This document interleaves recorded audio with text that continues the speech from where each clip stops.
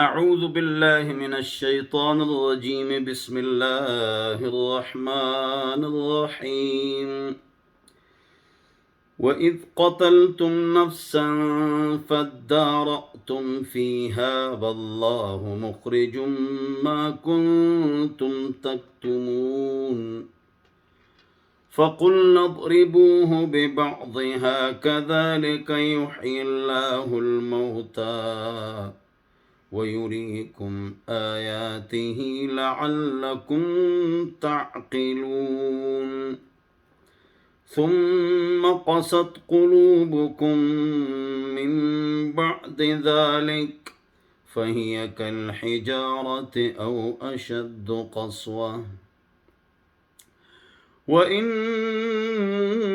من الحجارة لما يتفجر منه الأنهار وإن منها لما يشقق فيخرج منه الماء وإن منها لما يهبط من خشية الله وما الله بغافل عما تعملون. زما محترمو د قرآن درس پښتو کې ترتیبوار ستاسو وړاندې شروع دی او تاسو یې نهایت شوق او ذوق سره اوره. الله رب العزت ته په دې باندې موږ له د عمل توفیق نصیب وګرځي. او ډیر خلک د قرآن ترجمه کوي، ښځې او سړي، او ښه شوق دی، خو صرف نحو نه بغیر ترجمه زده کول دې سره نه زده کېږي، بالکل نه زده کېږي. لہذا علم الصرف، علم النحو، الطریقة العصریه عربي او جمال القرآن دا سلور کتابه دا ضرور مخکیات کې البته ترجمه راځي. په لکونو کاله خالص ترجمه زده کوئ، تاسو ته به ترجمه نه زده کېږي تر څو پورې تاسو ګرامر زده نه کړئ. صرف، نحو، علم ادب یعنی عربي، علم ادب نه مراد عربي. اور نمبر 3، نمبر 4 جمال القرآن، قرات، تجوید تا به زده کوئ، اله به ترجمه راځي. لفظي ترجمه، لفظ بلفظ ترجمه، ارټه کې لګي پښتنې ښځې او سړي نه راځي، بالکل نشي راتلی. او دې یو دلیل ما تاسو له درکړی و. الحمدلله ټول تعریفونه د الله دپاره دي. دا ټول د څه ترجمه ده؟ الف لام میم الحمد. نو القلم لزید، ټول قلمونه زید دپاره دي، دا ویلی شي؟ نه. دلته دا ترجمه ده چې یو قلم صرف د زید دپاره ده. نو الته الف لام ترجمه وکړه، ټول تعریفونه ټول، دلته یو ترجمه وکړه. ولې؟ نو ټول قرآن د الف لام نه ډک دی. نو دې ټول اته قسمونه دي. کوم ځای کې څه ترجمه ده؟ بیله بیله ده. نو ترجمه ہوتا غلطه کې خلک ته هم پته نه لګي او تا ته هم پته نه لګي. یو الف لام زائد دی د پاره د تحسین کلام، د کلام د ښکلیوالي د پاره راځي. یو الف لام چې هغه غیر زائد وي، د هغې دوه قسمونه دي، یو اسمي دی، یو حرفي دی. اسمي چې اسم فاعل او اسم مفعول باندې، الضارب، المضروب، الذي ضرب، الذي ضرب. او دغه شان حرفي چې د هغې څلور قسمونه دي، جنسي، استغراقي، عهد خارجي، عهد ذهني. دا نمونه موږ له نه راځي، نو ترجمه به یې څه وکړو؟ ترجمه به یې څنګه کوې؟ نمونه نه درځي او دا قرآن کې شته، نو ګرامر ضروري دی. چې قرآن درس د یو عالم نه تاسو اورئ، د دې دپاره چې د قرآن درس د یو عالم نه موږ اورو، نو وورئ دا خبره چې په هغې تاسو عمل وکئ او بل ته هغه ورسوئ، عمل پې وکئ او بل ته ورسوئ چې دا مسله داسې ده، نو بیا خو ټیک ده. خو که دا قرآن ساده ستاسو وړاندې پروت دی، ساده بغیر ترجمه، او هغې نه تاسو بل ته قرآن ښایه نشئ ښودلی څو پورې چې ګرامر نه درځي، کني ترجمه به غلطه کوي او الله به خفه کېږي. ابن عباس رضی الله عنهما فرمایي من قال في القرآن شيئا بغير علم واصاب فقد اخطأ. الاتقان یا اتقان دواړه ورته ویلی شي. سیوطي رحمه الله دا روایت راوړی دی چې چا په قرآن کې داسې یو خبره وکړه چې هغه ټیک وه، خو علم هغه سره د هغې خبرې نو او خبرې ټیک وکړه، نو ده غلطي وکړه. وګوره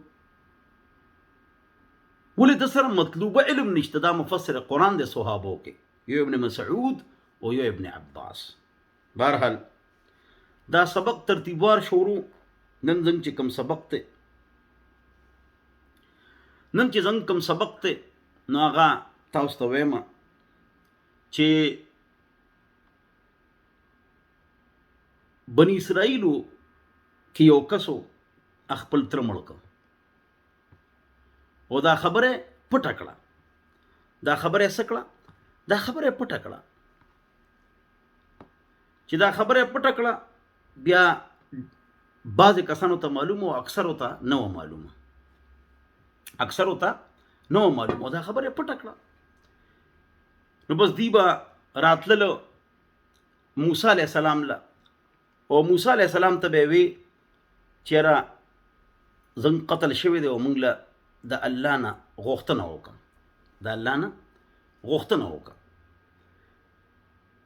چې دا قاتل څوک دی. اگر چې قاتلین هغې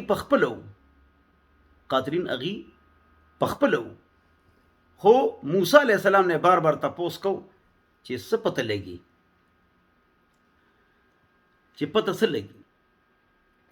دا به چاته پته لګي چې یاره دا قاتل څوک و. بهرحال موسی علیه السلام باندې وحی راغله چې دا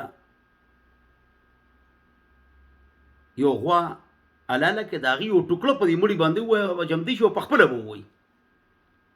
نو دی بیا نخرې شروع کړې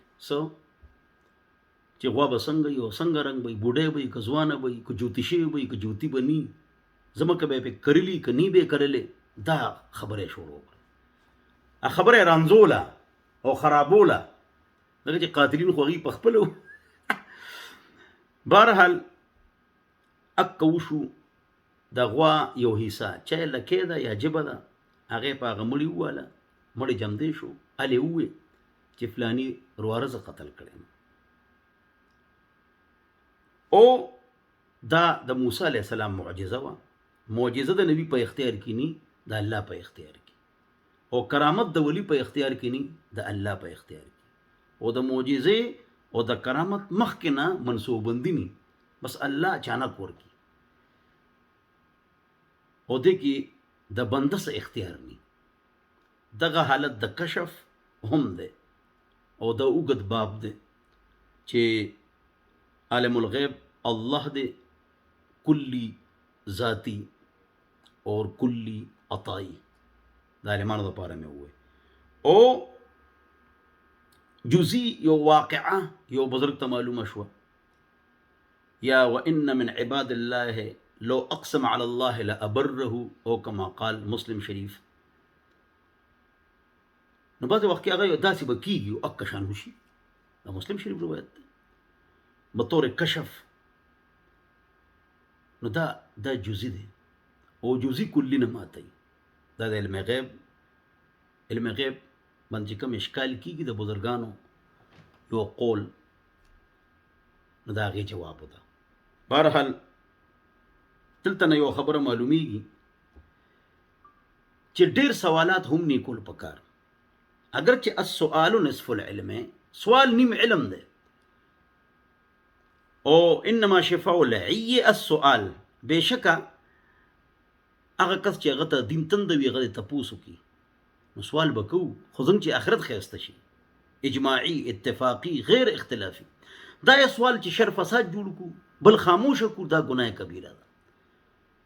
نو نبی کریم صلی الله علیه وسلم هم ویلی دي، فرمایلی دي چې رستنی امتونه ځکه هلاک شو چې هغوی به د خپلو پیغمبرانو نه داسې سوالات کول غلط نو هغې هلاک کړو. تاسو دا سوالات مه کوئ.